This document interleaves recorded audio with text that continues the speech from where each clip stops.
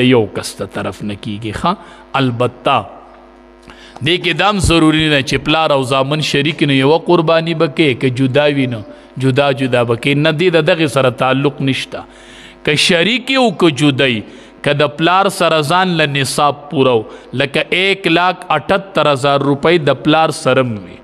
او دومره د بالغ بچی سره وي دومره د بل بچی سره وي نو په پلار هم قرباني واجب ده او په دې بچو هم قرباني واجب ده ښه دا په ځان له په ده واجب ده لکه ملیشا کې اوس ستا زوی دی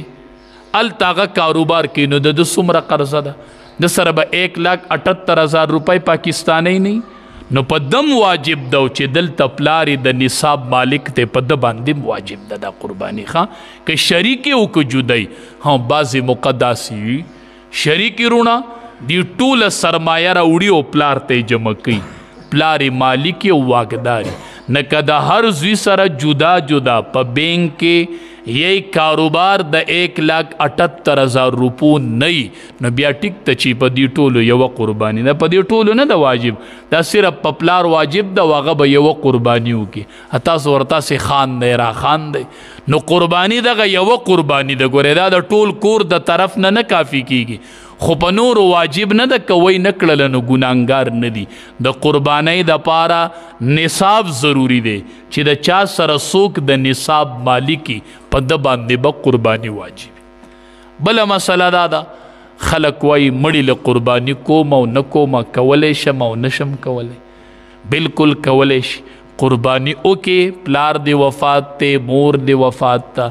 د هغې ته ثواب وبخي نیت پې د هغې د ثواب وکړي قرباني بستو شي او ثواب بلکل یو مړي تم بخلی شي دوو تم بخلی شي ټولو ته اجر بخلی شي دا ایصال ثواب دی خو بعضې خلق داسې کوي دا ټیک نه ده خپله پې قرباني واجبي پلار او مور وفات وي زه د پلار د طرفه قرباني کوم ناول د خپل طرفه که پتا واجب ده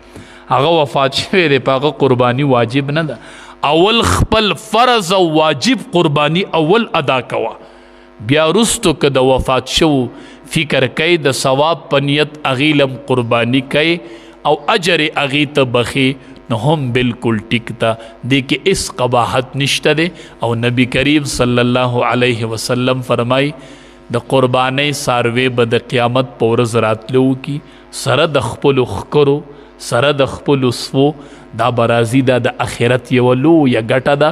او یو روایت کې راځي وي څاروي مضبوط علی ښه څاربه علی وایي ځکه دا ستاسو د پولیس رات د تېرېدو سورلي ده په دې به تاسو هلته تېرېږئ ښه نو چې دومره کمزوری چا د قربانۍ ځای ته په خپله نشي تللی که نه ښه نو چې قرباني علی